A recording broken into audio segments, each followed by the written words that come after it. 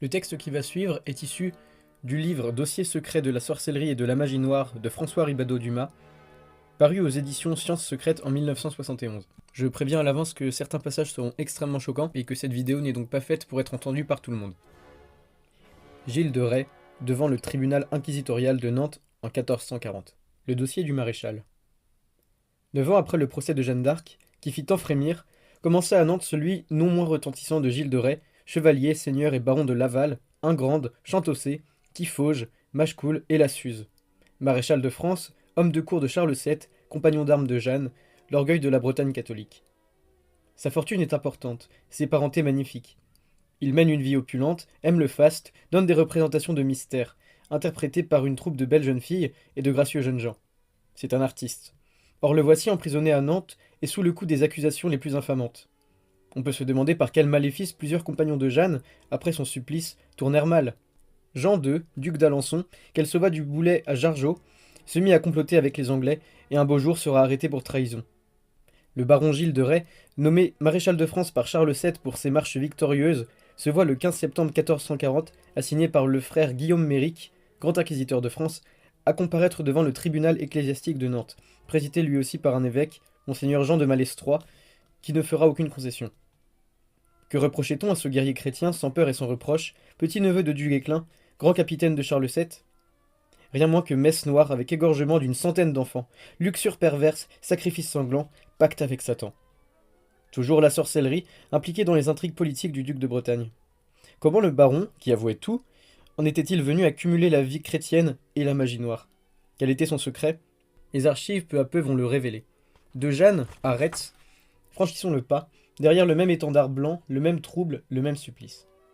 On a écrit que la France est le pays des oppositions, celui de Jeanne d'Arc et de Gilles de Rais.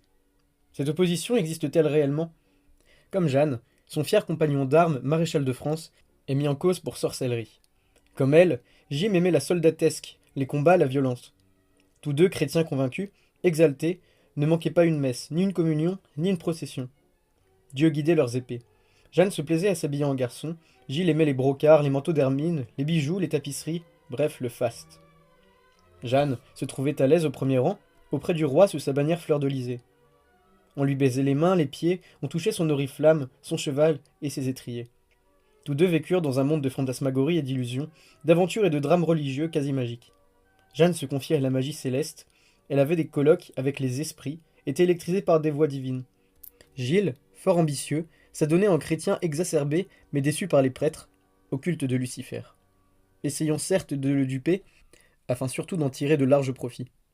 Il se complut enfin dans le culte du sang. De même, l'Église reprocha à Jeanne d'avoir fait couler des flots de sang par ses batailles, mais elle invoquait Dieu. Gilles invoquait Satan. Or, les occultistes professent la concordance de ce qui est en haut et de ce qui est en bas, la loi d'Hermès, le signe et le contre-signe des Rose-Croix. L'enseignement du docteur Faust de Heidelberg, le signe rouge du sang les marque tous les deux. Ce sera celui du feu. Jeanne d'Arc et Gilles de Rais s'appliquent à la même quête du pouvoir. Ils ont le même appétit du merveilleux, dans la violence et les combats. Leurs voix se rejoignent sur le bûcher terminal, car leur tempérament s'accordait. L'Inquisition ne s'y trompa pas. Mais qui est Gilles de Rais? Dès son jeune âge, on le dit de tempérament altier, aussi brusque que son grand-père Jean de Craon. Son adolescence est difficile. À 20 ans, il se révèle un brillant combattant, amenant au roi ses soldats. Gilles a décidé de combattre l'Anglais. Il a pris parti pour Charles VII, réfugié à Bourges, et il n'accepte pas Henri VI d'Angleterre. Il lève sa troupe, attaque en Anjou. Il est vainqueur, son courage, son audace le font admirer de tous. À l'assaut du Lude, il égorge de ses mains le chef anglais, le capitaine Blackburn. Les Anglais cèdent les Bastilles. Gilles est un héros. Charles VII l'accueille avec faveur. Un parent de Gilles, Georges de la Trémouille, est à la cour, le favori du roi.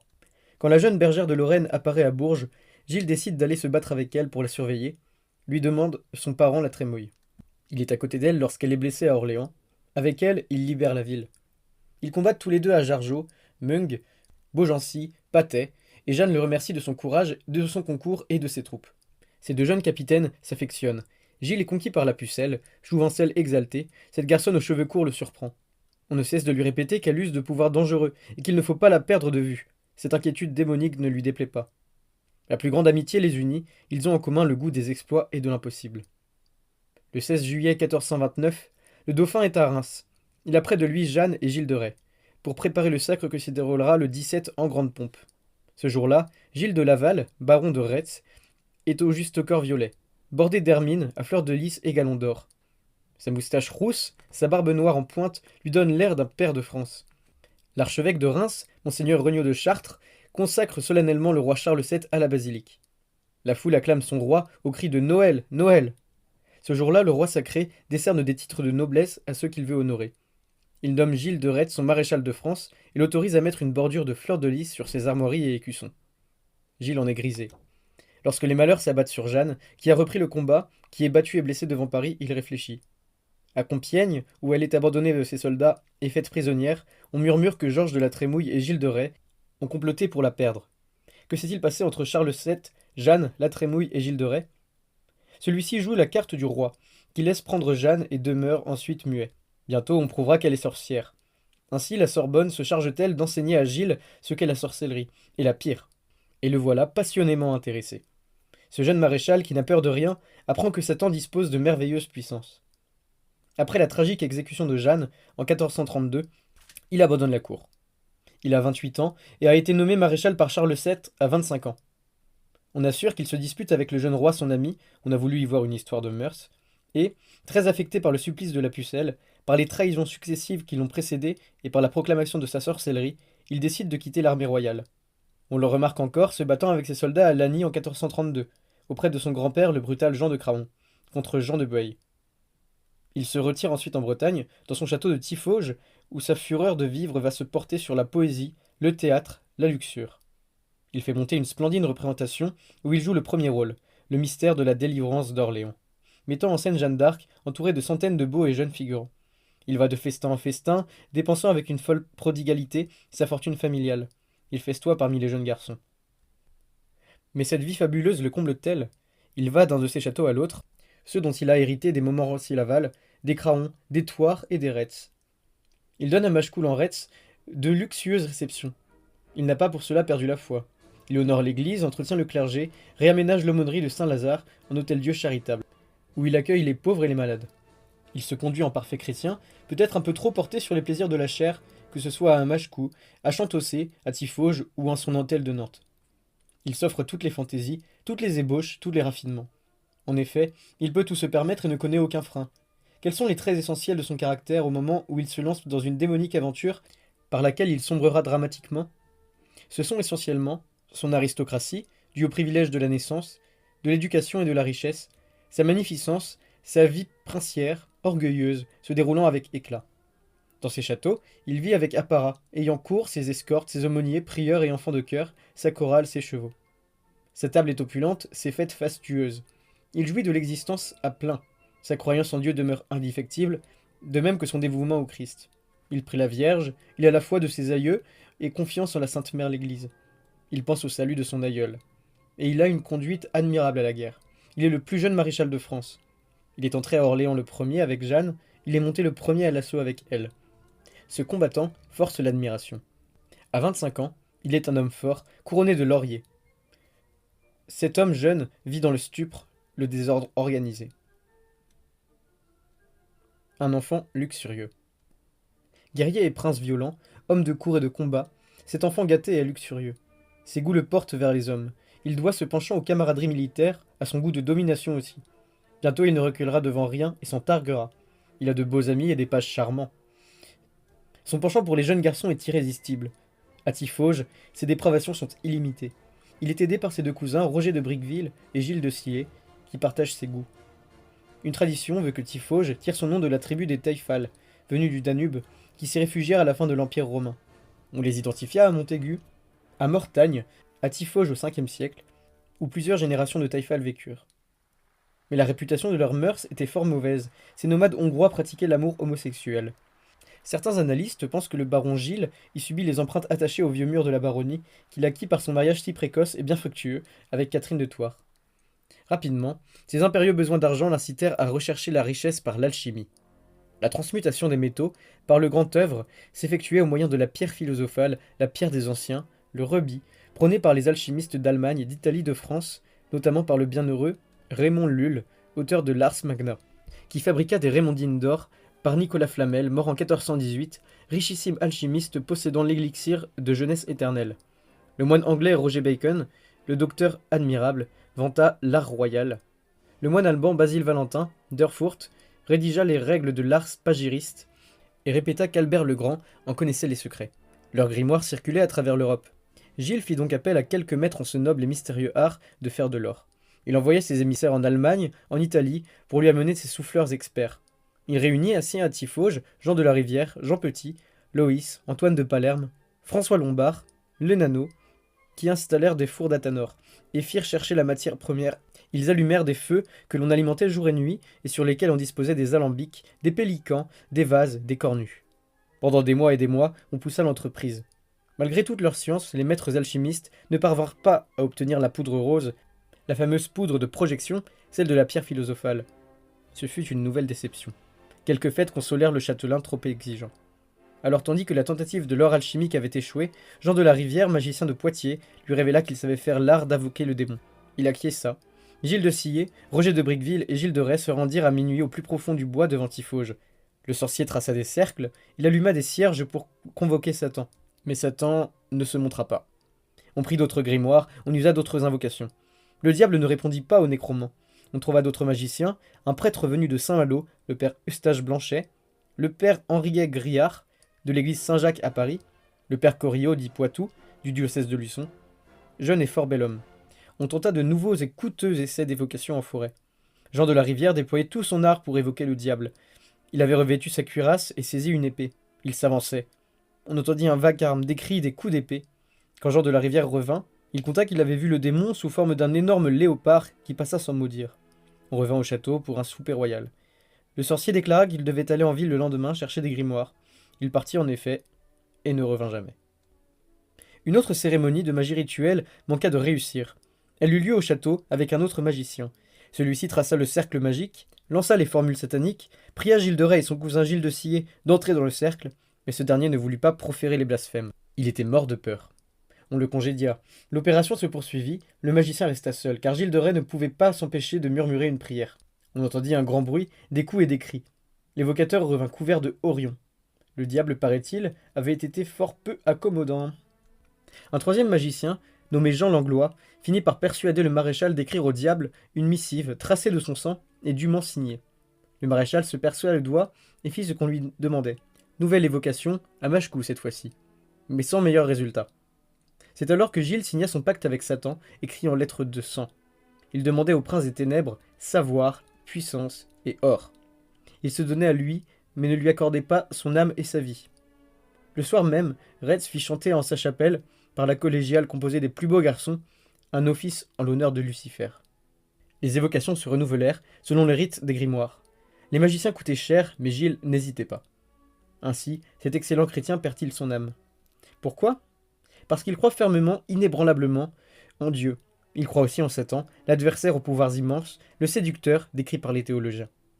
Les prêtres ne cessent de lui dire que Satan est très puissant et omniprésent, avec sa brigade de démons munis de moyens prestigieux. L'épouvantable destinée de Jeanne, si pure, si vertueuse, avec laquelle il a fait campagne et qu'il admire, lui a prouvé par son procès retentissant que cette gentille garçonne, toujours en vêtements masculins, les cheveux rasés au bol et montant à cheval comme un garçon et vers laquelle il se sentait attiré, est une démone. Les juges et inquisiteurs l'ont démontré, et c'est pour cela qu'elle a justement été brûlée. C'est donc en pensant aux miraculeuses réussites de Jeanne que Gilles se tourne vers le satanisme, dans le but très simple d'accroître ses richesses, d'obtenir la puissance et de rayonner d'un nouvel éclat. Il entend brûler sa vie. Peu à peu, il se donne à Satan le magnifique, le duc, le baron, le seigneur noir, le dispensateur des richesses, celui qui fait gagner à Jeanne par des victoires inexplicables si l'on en croit la haute autorité de l'Église. Huysmans s'écrivait à juste titre dans l'Abat, comme il est très difficile d'être un saint, il reste à devenir un satanique. C'est un des deux extrêmes, on peut avoir l'orgueil de valoir en crime ce qu'un saint vaut en vertu. Au printemps 1438, le père Eugène Blanchet partit chercher lui-même en Italie un jeune clerc de Montcassin, réputé maître en Goétie, François Prélati. Âgé de 23 ans, il se disait étudiant en poésie, sciences et arts, expérimenté en alchimie et en outre dans l'art d'évoquer des démons. L'abbé Eugène Blanchet le trouva à Florence et le fit venir à Tiffauges. Là, dès son arrivée, aidé de Gilles de Sillé, Henriet Poitou, Étienne Coulot et l'abbé Blanchet, en la présence de Retz, il se fit une première invocation dans la salle inférieure du château. Pour cela, le magiste traçait à terre 2 cercles, dans lesquels on entrait après y avoir inscrit avec la pointe d'un poignard des signes mystérieux, croix, chiffres et caractères d'après un grimoire. Il était tard dans la nuit. On alluma 3 flambeaux, puis on brûla du charbon de bois dans des cassolettes que l'on recouvrit de poussière magnétique, d'aimants, d'encens, de myrrhe et d'aloès. La fumée odoriférante envahit la pièce. Maître François Prelati lut les conjurations de son grimoire et pria Baron d'apparaître. Conjuro vos baron, Saton, Bélial, Belzébuth, par le Père et le Fils et le Saint-Esprit, par la Vierge Marie et tous les saints, d'apparaître en notre présence et de nous faire parler et faire notre volonté. Mais les commandements de l'officiant furent sans effet. Par une autre évocation de Maître François à Tiffauges, alors que Gilles de Retz se trouvait à Bourges, l'officiant matérialisa un pentacle magique, une petite bourse, qu'il lui demanda de porter suspendue désormais à son cou, ce qu'il fit plusieurs jours. Un trompette nommé Louis, accompagné de Maître Antoine de Palerme, magicien consommé, fit plusieurs évocations sataniques à Machecoul. Mais Satan n'apparut toujours pas. Il se fit voir à Monsieur de la Rivière, Eustache Henri et Maître Poitou, mais en l'absence de Gilles de Rais, qui se laissa convaincre. Le diable avait l'aspect d'un léopard. Le maréchal éprouva des craintes, voire des remords. À une évocation faite par Gilles de Sillé en sa présence, Gilles de Rais refusa d'entrer dans le cercle magique et tint en main une image de la Sainte Vierge. L'évocation échoua et l'officiant fut très mécontent. Il craignait d'une vengeance de la part du démon. Gilles de Retz sortit de la pièce quand il entendit grand bruit, vacarme et hurlements. Gilles de Sillé en sortit couvert de plaies et bosses, battu par le démon. On craignit même qu'il mourût. Ce fut atroce. Retz fut vivement effrayé, mais toujours pas d'or. Ayant entendu parler d'un magicien des plus experts, il le fit venir à ses frais. Mais en traversant une rivière, le magicien se noya. Un autre évocateur vint plus tard. Il mourut au bout de 3 jours. Décidément, le mauvais sort s'acharnait sur les satanistes. Alors on en vint à parler de sang versé. Plutôt que les flambeaux allumés, l'appel des mots rituels du grimoire, l'encens et la myrrhe, qui allaient sacrifier une poule, une colombe, qui furent égorgées et offertes aux démons. Comme le diable n'apparaissait pas, on sacrifia le lendemain un enfant de 6 mois. Plusieurs jours plus tard, à la demande de François Prelati, ce furent la main droite, le cœur et les yeux d'un enfant qu'il fallut remettre en offrande à Satan. Enfin parut le diable. C'était un beau jeune homme de 25 ans, nommé Baron. Mais il s'évanouit rapidement. François Prelati confia que souvent il voyait des corbeaux noirs l'entourer, démoniaques, jusqu'à 20 en même temps. Baron revint encore, vêtu d'un beau manteau de soie couleur violette. Un jour, il remit à Prelati un peu de poudre pour son maître. Peut-être la fameuse poudre de projection de la pierre philosophale. Prelati l'envoya à Retz qui la porta au cou dans un sachet. Un autre jour, Prelati confia que le diable lui est apparu sous forme d'un gros serpent de couleur verte, gros comme un chien. Baron lui dicta ce qu'il devait faire, mais Baron refusait toujours de paraître en présence de Gilles de Rais. Le vent se levait, la nuit se faisait plus noire. Les ténèbres gagnaient leur âme. Pourquoi le maréchal marmottait-il un Ave Maria qui compromettait tout? En l'été 1438, François Prelati annonça qu'il fallait redoubler les messes sataniques, redoubler les sacrifices semblants.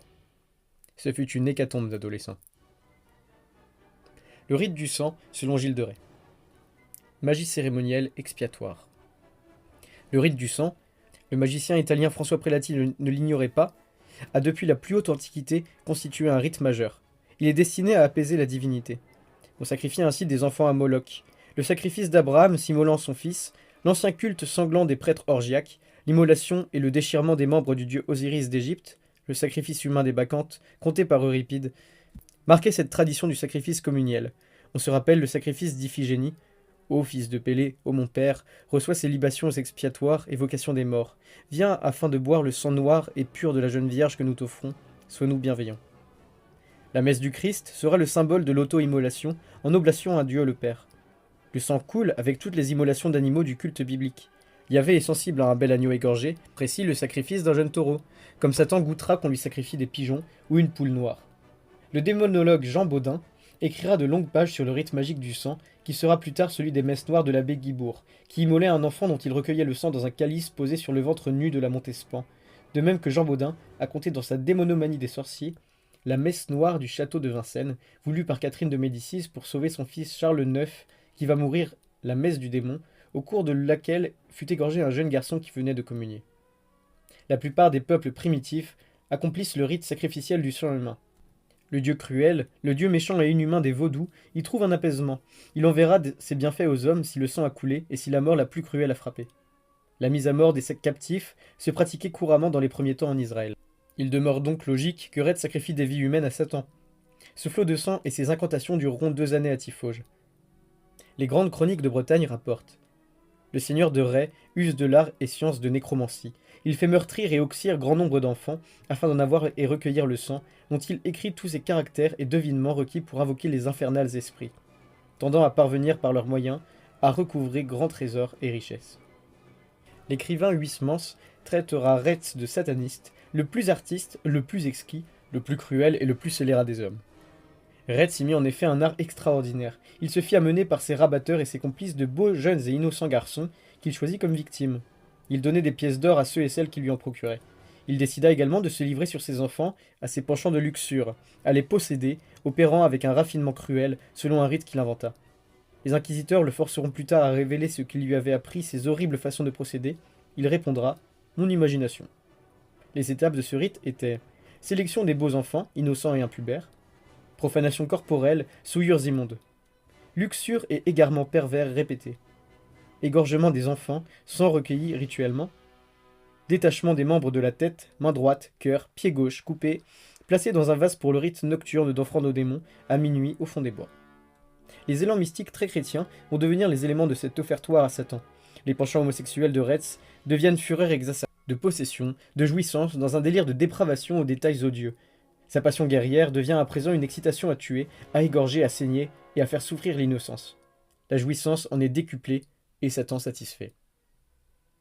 Le 8 octobre 1440, le baron Gilles comparut devant l'évêque, assisté du frère Jean Blouin, de l'ordre des frères prêcheurs, professeur en théologie, inquisiteur de France, Jean de Haluet, Jean Petit, Nicolas Géraud et Guillaume Le Sire, notaire public, maître Guillaume Chapeillon, promoteur, et d'autres juges ecclésiastiques en la grande salle de la tour neuve du château de Nantes.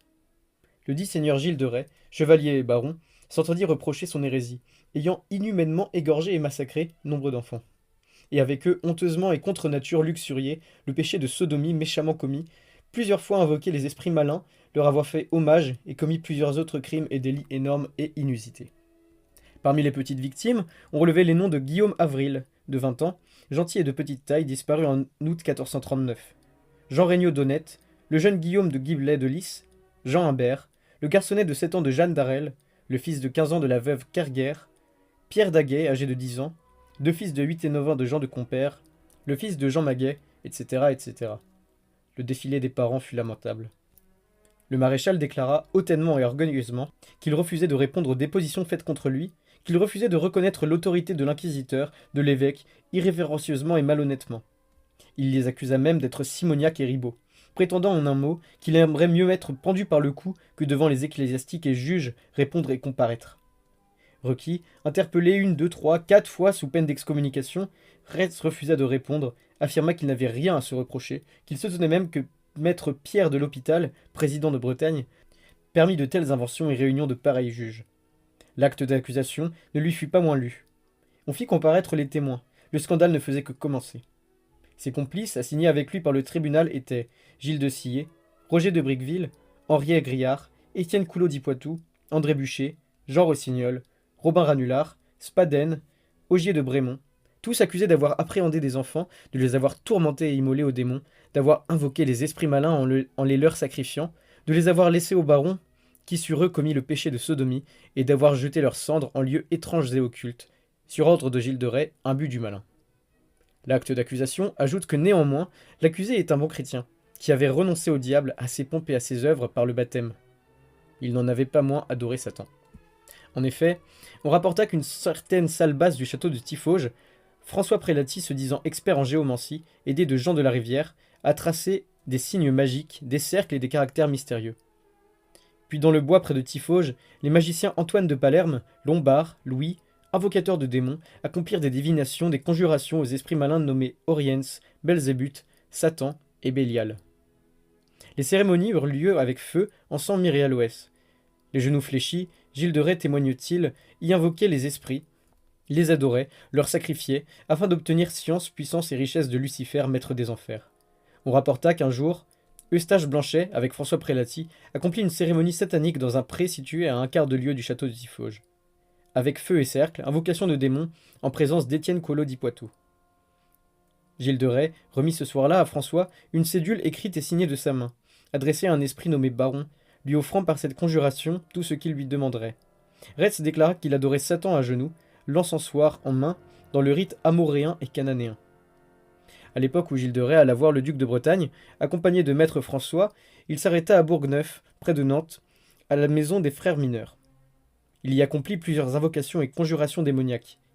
À cette même époque, dans la maison d'un certain Jean le Moine, près du manoir épiscopal de Vannes, hors les murs et près de la cité, André Buchet amena à Gilles de Rais un enfant de 10 ans, fils de Jean Lavary. Il le souilla du péché de sodomie, lui fit des tourments, le tua, sodomisa son cadavre, lui fit couper la tête et le jeta son corps aux latrines. Gilles de Sillé, cousin, collaborateur et complice, fut accusé d'être parti en voyage afin de ramener des devins, devineresses, invocateurs et conjurateurs de démons, qui connaîtraient l'art de trouver des trésors. L'art magique pour gagner des horreurs, le moyen de prendre des châteaux et des villes. Ce fut pour cette même raison qu'Eustache Blanchet fut envoyé en Italie, à Florence, d'où il revint accompagné de François Prelati. D'autres invocations aux démons eurent lieu à Nantes, en la maison de la Suze, à Orléans, à l'hôtel de la Croix d'Or, au château de Machecoul et de Tiffauges, au château de Chantaussé près d'Angers, à Vannes chez le moine, et à Nantes. On compta 140 jeunes garçons qui avaient été sacrifiés, égorgés avec le concours de Gilles de Sillé, de Roger de Bricqueville, Henriet, Étienne et André. Au démon, Gilles de Rais offrit les membres de ses enfants égorgés, dont il jeta les dépouilles dans les douves du château ou dans les cloaques. Sur tous ces garçons, il avait commis le détestable vice de sodomie, entre guillemets, toujours au moment de leur agonie, et même après qu'ils eurent expiré. On ajoutait que Gilles de Rais buvait des vins délicats, mangeait des plats échauffants pour exciter son vice contre nature et délectablement le faire d'une manière superflue et inusitée sur leur ventre. Le jour de la Toussaint, rapporta l'inquisiteur, il accomplit son horrible vice, poussant la dépravation jusqu'à offrir des aumônes aux pauvres par amour et exaltation des esprits malins. On savait que des devins entouraient le maréchal, il participait au rite, grimoire en main, après avoir lu des livres consacrés au culte de Satan et à ses exigences sanguinaires, ses conjurations et sa magie. Voilà la religion du diable. La confession et les remords. Mais les remords, rapportait-on, s'emparèrent de Gilles de Retz.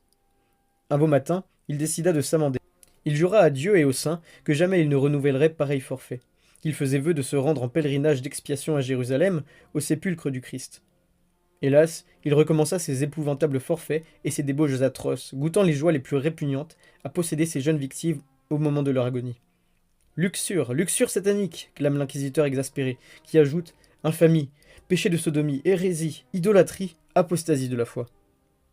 Remarquons que Gilles de Retz, en divers lieux et à plusieurs personnes, a raconté ses crimes.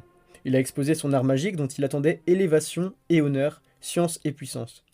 Les inquisiteurs se fâchèrent. Le maréchal est nommé hérétique, relapse, coupable de sortilège, sodomite, invocateur des diables, divinateur, tueur d'innocents, apostat et idolâtre.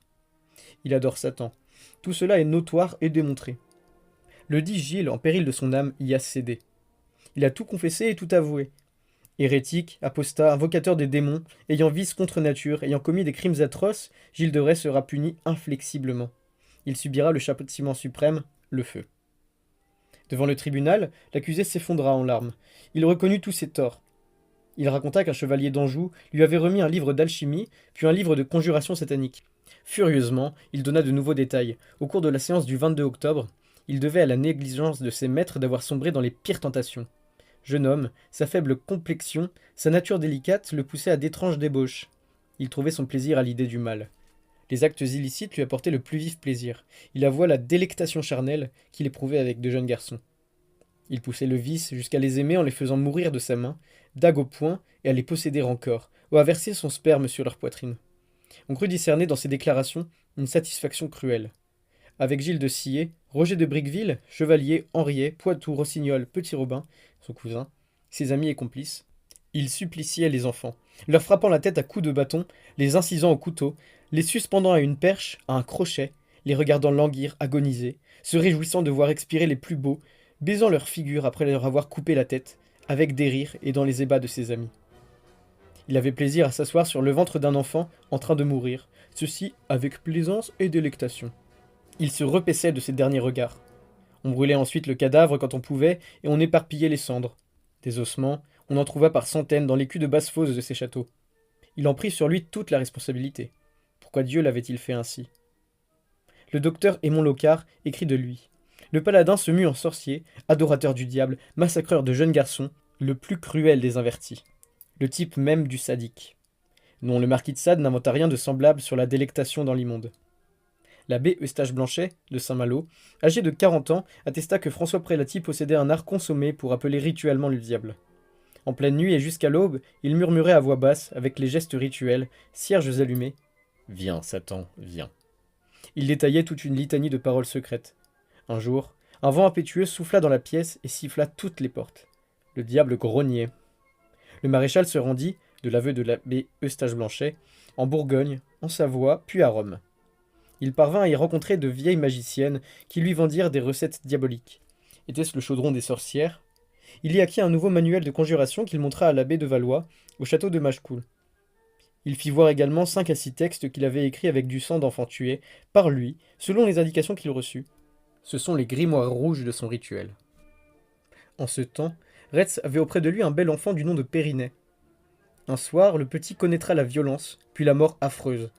Poitou, son complice, déposa. Le dit Gilles de Rais, pour exercer avec les enfants ses débauches contre l'usage de la nature et ardeur libidineuse, prenait sa verge virile entre l'une et l'autre de ses mains, la frictionnait et l'érigeait ou tendait, puis la présentait entre les cuisses et jambes du garçon, frottant sa verge avec une grande délectation, ardeur et concupiscence libidineuse, jusqu'à ce que le sperme s'émît. Érotisme chrétien. Érotisme sacrilège, minutieusement accompli par un chrétien. Poitou précisa qu'il se livrait à cette action plusieurs fois de suite, sur le même enfant. Il ajouta qu'il trouvait aussi grand plaisir à les égorger, les décapiter, les saigner, à commettre ces luxures, avant, pendant et après la mort de l'enfant, comme s'il voulait cueillir les ultimes souffles de la vie sur les lèvres du sacrifié, et s'en fortifier, car leur chaleur revenait en lui. À sa perversité, qui consistait à souiller charnellement l'innocence, il ajoutait son désir de recueillir en lui l'agent vital de la victime. L'enquête consigne des témoignages sur sa plus grande délectation à oxyre et égorger les 10 enfants, les voir languir et mourir, couper leurs têtes et membres et voir le sang, autant que de luxurier avec eux. Et il lui fallait toujours les plus beaux, se délectant à les voir ainsi mourir.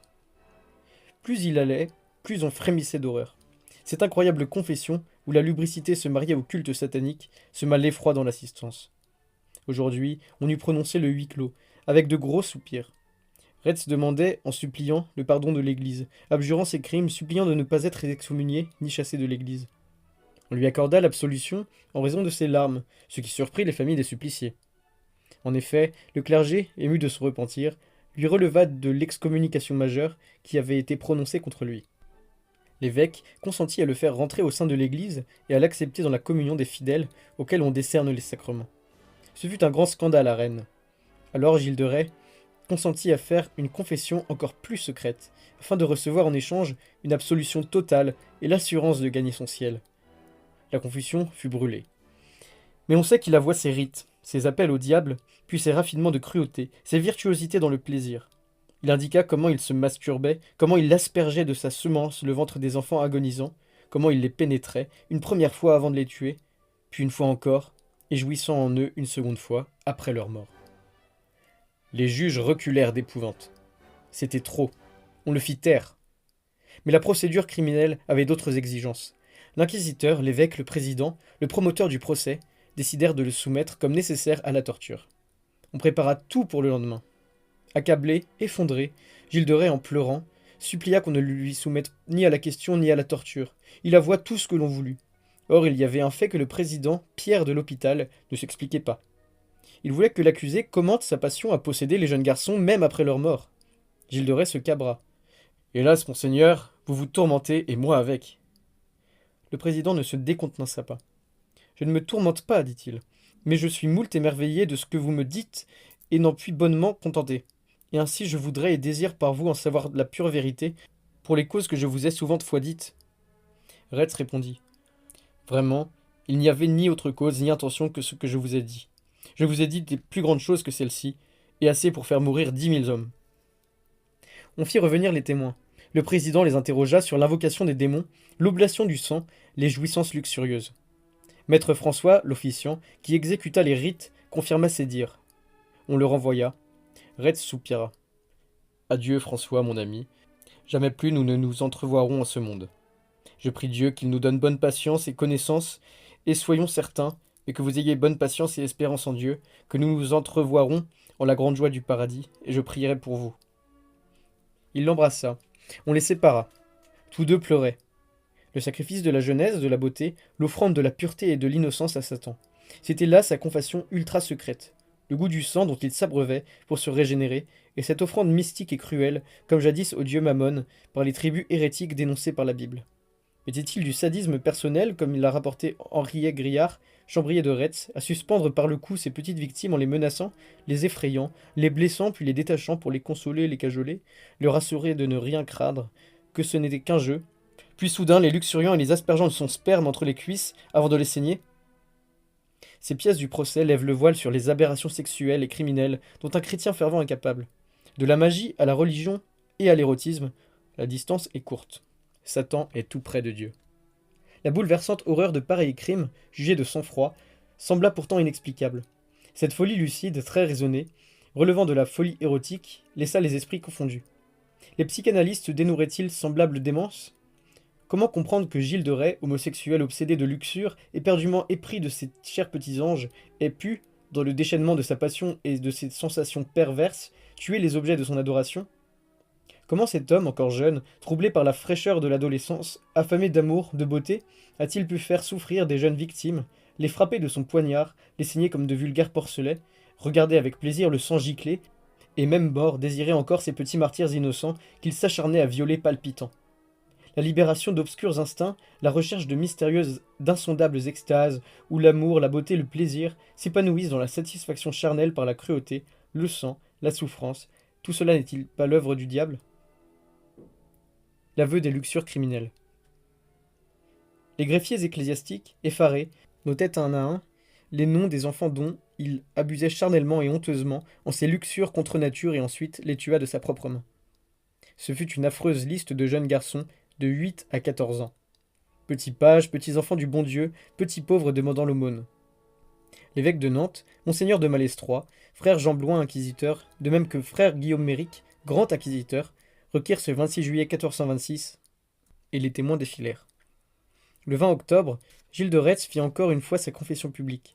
Il rappela ses invocations au diable, lui promettant tout, hors sa vie et son âme. Gilles a peur du tourment éternel, comme il a peur de Satan au cours de ses évocations manquées. Il tremble de peur, il supplie, il jure, il demande une procession pour le salut de son âme. En pleurs, on le pendit, puis on le brûla. La chronique conclut: Gilles de Rais mourut en repentance, Dieu est son âme. Gagna-t-il l'enfer ou le paradis? Cet horrible procès de satanisme soulève d'autres remarques. Gilles de Rais a voulu duper le diable parce qu'il reste profondément chrétien et qu'il ne veut pas perdre son âme. Il est d'accord pour pactiser avec Satan, mais sans se donner à lui corps et âme. Il préfère égorger des enfants, lui offrir mains, cœurs, yeux, de ses petits sacrifiés, mais lui ne se sacrifie pas. Aussi, le diable apparaît à ses officiants, et les rosse parfois, mais il n'accorde rien à Gilles, ne se fait pas voir, ne lui apporte ni Tador, ni moyen de puissance. Le diable va exercer une terrible vengeance. Comme il sait que le maréchal de Bretagne a un faible pour les garçons, il le pousse au plaisir, à la jouissance, au paroxysme de la luxure et du spasme. Et bientôt, c'est dans la mort de ses chers petits anges qu'il va trouver la pire délectation satanique. Les témoins qui déposèrent au retentissant procès de Rennes confirmèrent que Retz trouvait une extrême volupté à les voir souffrir, à voir s'apeurer, s'affoler, puis expirer ses victimes, dont certaines étaient d'une grande beauté. Leur dernier regard l'extasiait. Plus que par la jouissance érotique, l'officiant du diable atteint le comble de sa délectation en voyant agoniser lentement, en perçant de son poignard et en saignant à la veine du cou ses agnolets offerts à Béhémoth et à Satan. De la possession sexuelle au sadisme, puis du meurtre à la satisfaction et au ravissement, Gilles de Retz parcourt l'épouvantable chemin d'horreur, d'aberration qui les mènera au bûcher. Satan ne manque jamais de mûrir ses vengeances. Retz paye sa duplicité, le diable l'a enferré dans son vice. Stanislas de Gaïta écrit: à lire le procès de Gilles de Laval, seigneur de Retz, les cheveux se dressent sur la tête et la nausée monte aux lèvres, mais on rentre de plein pied dans ce monde néfaste de la magie noire, où les rites du sortilège servent à dissimuler des forfaits plus effectifs. Témoignage. Oui, Gilles de Rais, pour voler le diable, se déguisa en sorcier et en profita pour jouir abominablement de ses victimes. Il était gagnant. Mais le diable, comme toujours, eut le dernier mot. Notons encore cette expression de Stanislas de Gaïta, parlant des jouisseurs exacerbés qui assaisonnent au piment satanique le misérable ragoût de leurs convoitises assouvies. Il qualifie Gilles de Rais de scélérat magnifique et patibulaire. Une pointe d'admiration semble apparaître également dans cette phrase de Roland Villeneuve. Gilles de Rais, ce personnage dont la grandeur mystique se dégage des dégradations du sadisme et de la magie noire, dans son livre Le diable dans l'art. Quant à l'abbé Bossard, qui a laissé son nom grâce à son étude assez poussée sur Gilles de Rais, il le présente comme un hérésiarque et un fou. C'est cet abbé dont les thèses sont très discutées, mais les intentions certes bonnes, qui lança l'idée de faire du sieur de Tiffauges le Barbe Bleue, qui tranchait le cou de ses épouses et que le fabuliste a immortalisé. L'abbé est persuadé, et il veut nous en persuader, que Retz violait et saignait aussi les femmes. Serait-ce mieux? Le fait est qu'il est parvenu à faire mettre des pancartes touristiques en pays nantais, où l'on vous conseille d'aller visiter les ruines du château de Barbe Bleue, ce qui est singulier. La pudeur a parfois de ses inventions. Michelet, au contraire, en fait un vampire du diable, issu de la pire sorcellerie satanique du Moyen-Âge. Huysmans apprécie ses qualités d'esthète. Il célèbre la formidable figure de ce satanique qui fut au XVe siècle le plus artiste et le plus cruel et le plus scélérat des hommes. Il est persuadé que la fréquentation de Jeanne d'Arc a certainement suraiguisé ses élans vers Dieu. Or, du mysticisme exalté au satanisme exaspéré, il n'y a qu'un pas, dans l'au-delà, tout se touche, écrit-il dans là-bas. Stendhal est allé méditer à Tiffauges et à Chantossé. Il voit en Retz un sadique orgueilleux, licencieux, le premier de cette espèce. Un personnage de la Renaissance, un précurseur de Don Juan. Il est sûr de discerner en lui un satanique par découragement de sa sainteté. La formule est admirable. La mort par pendaison sera la dernière jouissance de ce sadisme désespéré, car Retz est désespéré. L'Église, dans une incroyable indulgence, mais s'il s'agissait d'un prince, entendit récupérer son âme et l'arracher à Satan. Le grand fornicateur sataniste, repentant, fut puni du supplice et sauvé. Le diable qui avait été berné par lui, puisque jamais il ne voulut lui céder son âme, eut tout de même sa vie, mais une seconde fois se trouvait dupé par l'Église. Les prêtres concédèrent cette fois-ci l'ultime grâce. Il ne sera pas dit qu'il se donna au diable corps et âme.